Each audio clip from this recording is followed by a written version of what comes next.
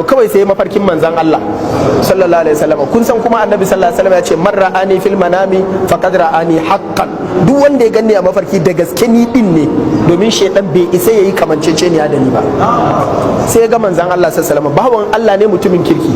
Sai annabi sallallahu alaihi wasallam ya ce masa ka je ka nemi wani yaro saurayi matashi a unguwa kaza a layi kaza, ka je ka ce masa shi makocina ne a aljanna.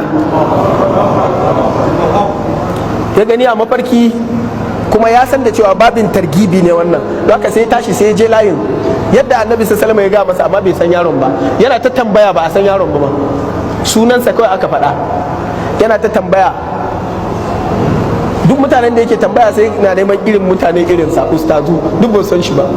Sai ya ji a ransa tunda dai bai samu bari ya tambayi sauran, sai ya samu wasu kawai a layi, sai ya ce musu da Allah kun san wane? Ya ce ai wane ne. Suka faɗi nickname ɗinsa, ba su faɗi sunan da aka ji a mafarkin ba. Ai babban sunansa ya ce kaza ne tun ana makaranta, amma ai sunansa wane ne, dan shaye-shaye ne. Ai dan shaye-shaye ne. Shikenan sai ya je gidan, ya je kwankwasa, yaron ya taso wajen sallan azahar ne, amma yana tabbaci idonsa ya ja saboda ya kwana mai yiwa a club ko an je ana ta hidima, da aka ko sallah ma shi bayan yi. Ya fito sai ya ganshi wani iri haka, gashin kansa wani iri. Ya ce ha, ya ce kai ne wane? Ya ce ni ne. Ce to ni dai ban sani ba, na yi wani mafarki ne kuma ni na gama bincika duk layin nan kuma ni ban ga kowa ba sai kai din. Sai ce amma ni annabi sallallahu alaihi wasallam na gani ya ce wai in ce maka kai makwabcinsa ne. Sai ce kai ustaz ba nan bane.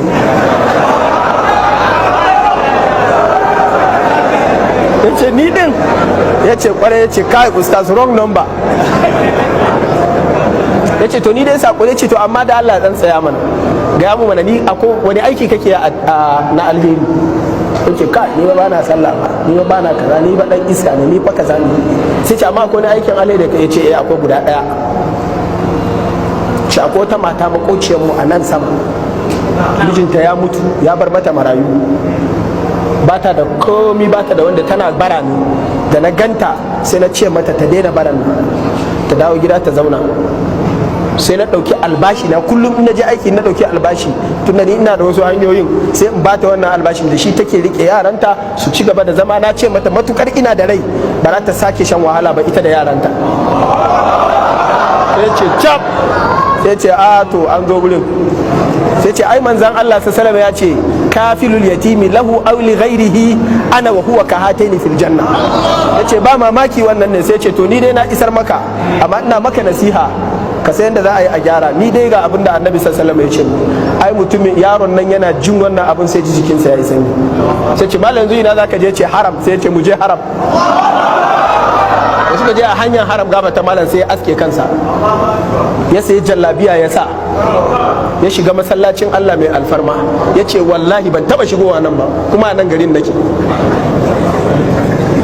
Yana shiga ya yi kuka, ya tsaya a jikin ɗakin Ka'aba malam, ya yi ɗawafi li'awwali marratin fi hayati, ya yi sallar farilla. Malam ya ce mishi to an yi sallah ko za mu fita? Ce wala ba zan fita ba. Ya ce ai na zo kenan. Ya ce na ji wani daɗi da nutsuwa a raina wanda ban taɓa ji ba. Ya ce ai na tuba kenan. Yaron ne ya zauna a haram malam yana shan ruwan zamzam zalla. Ya ce wallahi ba zan iya fita a nan ba. Ya ce daɗin da nake ji ya sa ba zan taɓa iya fita waje ba. Ya ci gaba da zama. Ya ce sun shiga lokacin sallan la'asar ne ina ji, don ya je masa wajen azahar. Ya yi la'asar, ya yi magariba, ya yi isha, ya kwana yana sallah, yana ta istighfari, yana ta tuba. Malamin ya ce ya shigo sallah asuba, ya kira shi a waya, wayansa tana ta ringin. Ya je ya same shi daidai bayan an yi sallah asuba, yana kwance kamar yana bacci, wayansa tana ta ringin. Ashe wallahi malam Allah ya ɗauki ransa bayan an yi sallah asuba. Kaga yadda alherin dan adam yake kai mutum aljanna. Alheri ga masu rauni, karkare na alheri. Zai iya sama maka abin da sallah ba za ta sama maka ba. Sallar da babu alheri a cikinta ba za ta cika ta kai ka aljanna ba, amma alheri yana iya sama maka ladan mai sallah wanda baya da alheri.